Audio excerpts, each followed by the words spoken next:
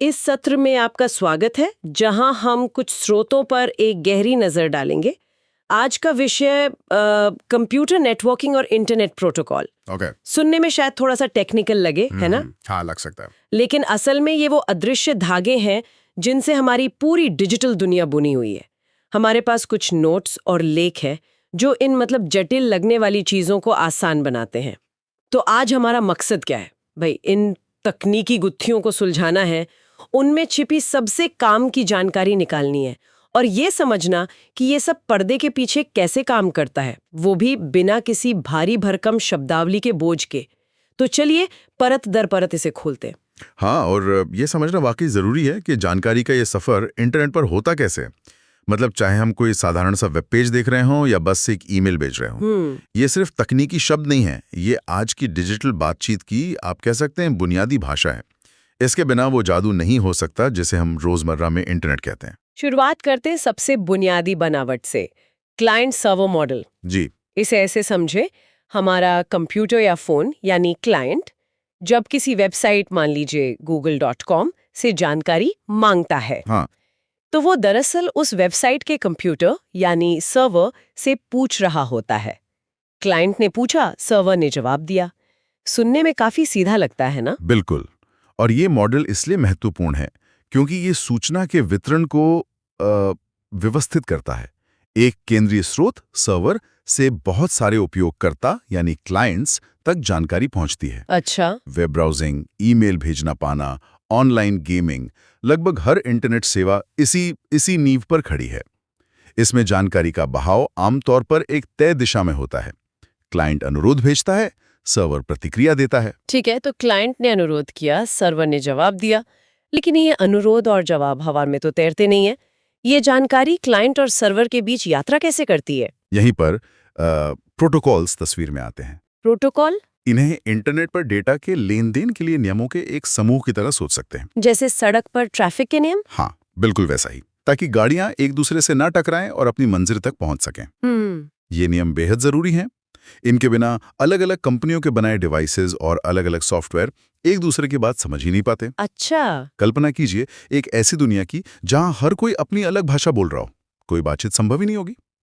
Protocol internet पर मौजूद अरबों डिवाइसों के लिए एक आम भाषा का काम करते हैं, ये सुनिश्चित करते हुए कि डेटा सही तरीके से भेजा जाए, सही जगह पहुंचे और सही ढंग से समझा जाए। चलिए कुछ सबसे अहम प्रोटोकॉल्स पर नजर डालते हैं। सबसे पहले टीसीपीवी का जिक्र आता है। हाँ, ये तो सबसे मुख्य है। ये असल में एक प्रोटोकॉल नहीं, बल्कि दो मुख्य प्रोटोकॉल्स का एक जोड़ा है जो इंटरनेट की रीढ़ है। टीसीपी यानी ट्रांसमिशन कंट्रोल प्रोटोकॉल का काम ये देखना है कि डेटा छोटे छोटे पैकेट में सही तरीके से टूटे, हाँ, और सही सलामत पहुंचे और अपनी मंजिल तक सही सलामत और सही क्रम में पहुंचे। अगर कोई पैकेट रास्ते में खो जाए तो टीसीपी उसे दोबारा भेजने का इंतजाम भी करता है। मतलब ये भरोसेमंद डिलीवरी सुनिश्चित करता है। और दूसरा हिस्सा है आईपी यानी इंटरनेट प्रोटोकॉल। इसका काम है उन डेटा पैकेट पर सही पता लगाना और उन्हें मंजिल तक पहुंचाने का रास्ता दिखाना। पता लगाना? हाँ, इसे ऐसे समझें कि आईपी हर पैकेट पर एक लिफाफा लगाता है जिस पर भेजने वाले और पाने वाले का पता लिखा होता है। इंटरनेट पर मौजूद राउटर इस पते को पढ़कर पैकेट को सही दिशा में आगे बढ़ाते जाते हैं। ठीक वैसे ही जैसे डाकिया चिट्ठी पर लिखा पता देखकर उसे सही घर तक पहुंचाता है। अच्छा, तो टीसीपी आईपी डेटा को भरोसेमंद तरीके से सही पते पर भेजता है। अब बात करते हैं फाइलों की। अगर हमें बड़ी फाइलें भेजनी या लेनी हो तो? हाँ, उसके लिए है एफटीपी। एफटीपी यानी फाइल ट्रांसफर प्रोटोकॉल। जैसा इसके नाम से ही जाहिर है, ये खास तौर पर फाइलों को एक कंप्यूटर से दूसरे कंप्यूटर पर ट्रांसफर करने के लिए बनाया गया है। कभी किसी वेबसाइट से कोई सॉफ्टवेयर डाउनलोड किया हो? हाँ, या अपनी वेबसाइट पर तस्वीरें अपलोड की हो? हाँ, बिल्कुल। तो बहुत संभव है कि पर्दे के पीछे एफटीपी काम कर रहा हो। हाँ, हालांकि आजकल रोजमर्रा के काम जैसे छोटी फाइलें साझा करना हम अक्सर वेब ब्राउज़र या गूगल ड्राइव जैसी क्लाउड सेवाओं से कर लेते हैं, लेकिन एफटीपी आज भी महत्वपूर्ण है, खासकर वेब डेवलपर्स के लिए जो वेबसाइट का प्रबंधन करते हैं या जब बहुत बड़ी मात्रा में डेटा ट्रांसफर करना होता है। ये उन स्थितियों में एक मजबूत और स्थापित तरीका है। अब ईमेल की दुनिया में चलते हैं। हाँ, यहाँ हमारे पास 3 मुख्य किरदार हैं। हाँ, ईमेल के लिए पहला है एसएमटीपी यानी सिंपल मेल ट्रांसफर प्रोटोकॉल। ये वो डाकिया है जो आपकी भेजी हुई ईमेल को भेजने का काम करता है। जब हम सेंड बटन दबाते हैं तो SMTP हमारी ईमेल को हमारे ईमेल प्रोवाइडर के सर्वर तक और फिर वहां से प्राप्तकर्ता के ईमेल सर्वर तक पहुंचाता है। भेजने का काम SMTP का। और ईमेल को पाने के लिए यानी अपने इनबॉक्स में देखने के लिए दो मुख्य प्रोटोकॉल इस्तेमाल होते हैं, POP3 और IMAP। POP3 और IMAP? POP3 यानी पोस्ट ऑफिस प्रोटोकॉल वर्जन 3 आमतौर पर ऐसा करता है कि ये सर्वर से ईमेल को खींचकर आपके डिवाइस जैसे कंप्यूटर या फोन पर डाउनलोड कर लेता है। अच्छा, डाउनलोड कर लेता है। हाँ, और कई बार डाउनलोड करने के बाद ये ईमेल को सर्वर से हटा भी देता है। हालांकि इसे सर्वर पर कॉपी रखने के लिए भी सेट किया जा सकता है। दूसरी तरफ है IMAP यानी इंटरनेट मैसेज एक्सेस प्रोटोकॉल। हाँ, IMAP अलग है। ये थोड़ा अलग तरीके से काम करता है। ये आपको सर्वर पर ही ईमेल पढ़ने और व्यवस्थित करने की सुविधा देता है। मतलब आपकी सारी ईमेल सर्वर पर रहती हैं। सही। इसका सबसे बड़ा फायदा, अगर कोई अपना ईमेल, फोन, लैपटॉप और टैबलेट तीनों पर देखता है तो IMAP की वजह से सब जगह स्थिति एक जैसी दिखेगी। पढ़ी हुई ईमेल हर जगह पढ़ी हुई दिखेगी, डिलीट की हुई हर जगह से हट जाएगी, सब कुछ सिंक में रहता है। POP3 और IMAP के बीच ये अंतर आज की मल्टी डिवाइस दुनिया में काफी मायने रखता है। IMAP उन लोगों के लिए बहुत सुविधाजनक है जो कई डिवाइस इस्तेमाल करते हैं, क्योंकि सब कुछ सर्वर पर केंद्रित रहता है। वहीं POP3 उन स्थितियों में बेहतर हो सकता है जहां किसी को मुख्य रूप से एक ही डिवाइस पर ईमेल एक्सेस करना है और वो चाहता है कि ईमेल हमेशा उसके डिवाइस पर ऑफलाइन उपलब्ध रहे। तो चुनाव व्यक्तिगत जरूरत और उपयोग के पैटर्न पर निर्भर करता है, लेकिन ज्यादातर आधुनिक ईमेल सेवाएं IMAP को प्राथमिकता देती हैं। ठीक है। ईमेल के बाद अब दो और प्रोटोकॉल देखते हैं, टेलनेट और SSH। ये दोनों रिमोट एक्सेस के लिए है, यानी इनकी मदद से हम अपने कंप्यूटर पर बैठे-बैठे किसी दूर रखे दूसरे कंप्यूटर को इंटरनेट पर कंट्रोल कर सकते हैं। हाँ, जैसे कि वो हमारे सामने ही हो। बिल्कुल। ये सर्वर प्रबंधन जैसे कामों के लिए बहुत उपयोगी है, लेकिन इन दोनों में एक बहुत बड़ा फर्क है। और वो फर्क है सुरक्षा का, सिक्योरिटी। सुरक्षा। टेलनेट एक काफी पुराना प्रोटोकॉल है। इसकी सबसे बड़ी कमी ये है कि ये सारा डेटा, जिसमें यूजर नेम, पासवर्ड और आपके द्वारा टाइप किए गए सभी कमांड शामिल हैं, नेटवर्क पर बिना किसी एन्क्रिप्शन के यानी सादे टेक्स्ट में भेजता है। सादे टेक्स्ट में मतलब कोई भी पढ़ सकता है। हाँ, इसका मतलब है कि अगर कोई नेटवर्क पर नजर रख रहा है तो वो सारी जानकारी आसानी से पढ़ सकता है। ये बहुत बड़ा सुरक्षा जोखिम है, बहुत बड़ा। ओह, इसी जोखिम को दूर करने के लिए SSH यानी सिक्योर शेल विकसित किया गया। Secure shell, SSH? SSH भी टेलनेट की तरह रिमोट एक्सेस देता है, लेकिन ये कनेक्शन को पूरी तरह से इनक्रिप्टेड रखता है। मतलब आपके कंप्यूटर और दूर वाले कंप्यूटर के बीच भेजा जाने वाला सारा डेटा सुरक्षित रूप से कोड भाषा में बदल दिया जाता है, जिसे बीच में कोई पढ़ नहीं सकता। और आज के दौर में सुरक्षा सर्वोपरि है, इसलिए रिमोट एक्सेस के लिए SSH ही मानक तरीका है, मतलब स्टैंडर्ड प्रैक्टिस है। हाँ, टेलनेट का इस्तेमाल अब लगभग न के बराबर होता है, सिवाय कुछ बहुत पुराने सिस्टम या खास परिस्थितियों के। अगर कभी रिमोट एक्सेस की जरूरत पड़े तो हमेशा SSH का ही इस्तेमाल करना चाहिए। बिल्कुल। सुरक्षित कनेक्शन जितना जरूरी है, उतना ही जरूरी है ये जानना कि डेटा भेजना कहाँ है। बिल्कुल।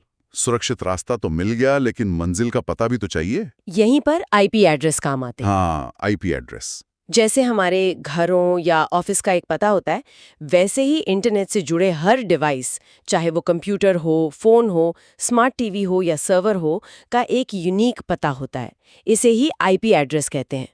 सालों तक हमने IPv4 का इस्तेमाल किया। IPv4 ये 32 बिट का होता है और इसका फॉर्मेट कुछ ऐसा दिखता है, 4 संख्याएं डॉट से अलग, जैसे 192.168.1.1। हाँ, वो 4 नंबर वाला। 32 बिट का मतलब है कि IPv4 कुल मिलाकर लगभग 4.3 बिलियन यानी करीब 450 करोड़ यूनिक पते बना सकता है। 450 करोड़? जब इंटरनेट शुरू हुआ था तब ये संख्या बहुत बड़ी लगती थी, लेकिन सोचिए आज दुनिया में कितने अरबों स्मार्टफोन, लैपटॉप, सर्वर, स्मार्ट घड़ियां और यहाँ तक कि स्मार्ट फ्रिज भी इंटरनेट से जुड़े हैं। सही बात है। नतीजा, IPv4 पते लगभग खत्म हो चुके हैं। हम उस सीमा पर पहुंच गए हैं जहां नए डिवाइस को IPv4 पता देना मुश्किल होता जा रहा है। इसी कमी को पूरा करने के लिए आया IPv6। IPv6 ये IP एड्रेस का अगला संस्करण है और ये 128 बिट का होता है। इसका फॉर्मेट भी काफी अलग और लंबा होता है, जिसमें हेक्साडेसिमल अंक 0 से 9 और A से F इस्तेमाल होते हैं। जैसे वो लंबा सा कुछ था ना, 2001 0DB8 वगैरह। हाँ, वो कॉलन से अलग किए हुए अंक और अक्षर, उसे देख के घबराने की जरूरत नहीं। बस ये समझें कि ये बहुत ज्यादा पतों की गुंजाइश देता है। कितने ज्यादा? 128 बिट का मतलब है कि IPv6 इतने ज्यादा पते मुहैया कराता है कि उनकी गिनती करना भी मुश्किल है। ये संख्या खरबों के भी खरबों में। अरे बाप रे। कुछ लोग मजाक में कहते हैं कि पृथ्वी पर मौजूद रेत के हर कण को अपना खुद का IP एड्रेस दिया जा सकता है और तब भी पते बचेंगे। व्यवहारिक रूप से ये असीमित है। तो ये सिर्फ पतों की कमी को ही दूर नहीं करता? नहीं, इसमें नेटवर्क प्रबंधन, सुरक्षा और कुशलता के लिए भी बेहतर सुविधाएं हैं। दुनिया धीरे धीरे IPv4 से IPv6 की ओर बढ़ रही है और ये इंटरनेट के भविष्य के लिए जरूरी कदम है। खासतौर पर इंटरनेट ऑफ थिंग्स IoT के विस्तार के लिए, जहां अरबों छोटे छोटे डिवाइस सीधे इंटरनेट से जुड़ेंगे, IPv6 अनिवार्य है। हालांकि इससे कुछ नई सुरक्षा चुनौतियां भी सामने आती हैं, क्योंकि ज्यादा डिवाइस सीधे इंटरनेट पर एक्सपोज हो सकते हैं। तो अब हमारे पास डिवाइस के लिए पते, IP एड्रेस भी हैं, लेकिन हम रोजमर्रा में वेबसाइट खोलने के लिए IP एड्रेस तो याद नहीं रखते। हम तो google.com या amazon.in जैसे नाम टाइप करते हैं। सही कहा। तो ये नाम उस मशीन के IP एड्रेस से कैसे जुड़ते हैं, जिसे हम असल में संपर्क करना चाहते हैं? यहां एक और महत्वपूर्ण सिस्टम काम करता है, DNS, यानी डोमेन नेम सिस्टम। DNS। सही कहा। DNS को आप इंटरनेट की विशाल फोन बुक समझ सकते हैं। Phone book? हाँ, जैसे फोन बुक में नाम के सामने फोन नंबर लिखा होता है, वैसे ही DNS सिस्टम में वेबसाइट के नाम जैसे www.example.com के सामने उसका संगत IP एड्रेस जैसे 93.184.216.34 दर्ज होता है। अच्छा। जब कोई ब्राउजर में कोई वेबसाइट का नाम डालता है, तो कंप्यूटर सबसे पहले पास के DNS सर्वर से पूछता है कि इस नाम का IP एड्रेस क्या है। DNS सर्वर ये जानकारी देता है और फिर ब्राउजर उस IP एड्रेस वाले सर्वर से कनेक्ट होता है। और ये सब कुछ सेकंड के 1000वें हिस्से में पर्दे के पीछे हो जाता है। हम इस पर ध्यान भी नहीं देते। बिल्कुल। लेकिन इसके बिना वेब ब्राउजिंग कितनी मुश्किल होती। सोचिए, हमें हर वेबसाइट का वो अंकों वाला IP एड्रेस याद रखना पड़ता रहती है। ये ना केवल वेब ब्राउजिंग को आसान बनाता है, बल्कि ईमेल भेजने से लेकर कई अन्य इंटरनेट सेवाओं के लिए भी जरूरी है। ये इंटरनेट को इंसानों के इस्तेमाल लायक बनाने में एक अहम भूमिका निभाता है। चलिए अब इस पहेली के अगले टुकड़े पर चलते हैं। DNS ने हमें सही सर्वर का IP पता बता दिया और हमारा ब्राउजर उस सर्वर से कनेक्ट हो गया।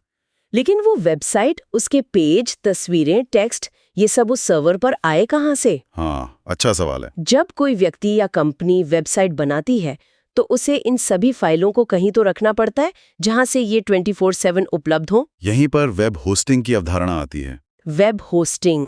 वेब होस्टिंग कंपनियां वो शक्तिशाली कंप्यूटर, जिन्हें वेब सर्वर कहते हैं, चलाती हैं।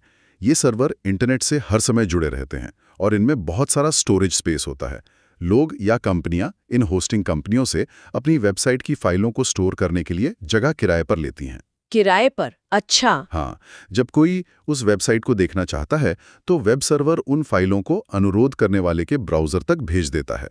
हर वेबसाइट जो हम देखते हैं, वो दुनिया में कहीं ना कहीं किसी वेब सर्वर पर रखी हुई है। यहाँ एक और दिलचस्प बात है। मैंने गौर किया है कि जब आप किसी वेबसाइट को पहली बार खोलते हैं, तो उसे लोड होने में शायद कुछ सेकंड लग जाते हैं। हाँ, होता है। लेकिन अगर आप थोड़ी देर बाद उसी वेबसाइट को दोबारा खोलें, तो वो अक्सर काफी तेजी से खुल जाती है। ऐसा क्यों? हाँ, ये जादू ब्राउजर कैश का है। Browser cash? आपका वेब ब्राउजर जैसे क्रोम, फायरफॉक्स, सफारी बहुत होशियार होता है। जब वो किसी वेबसाइट को पहली बार लोड करता है, तो वो उस वेबसाइट के कुछ हिस्सों जैसे लोगो, मुख्य तस्वीरें, स्टाइल फाइल्स जो पेज का लुक तय करती हैं, को आपके ही कंप्यूटर या फोन की मेमोरी में अस्थायी रूप से सहेज लेता है। इसे ही कैश कहते हैं। तो अगली बार जब हम उसी साइट पर जाते हैं, तो ब्राउजर को वो सहेजी हुई चीजें दोबारा इंटरनेट से, मतलब सर्वर से मांगने की जरूरत नहीं पड़ती। बिल्कुल नहीं, वो उन्हें सीधे आपके डिवाइस के कैश से उठा लेता है, जो बहुत तेज होता है। अच्छा। सही।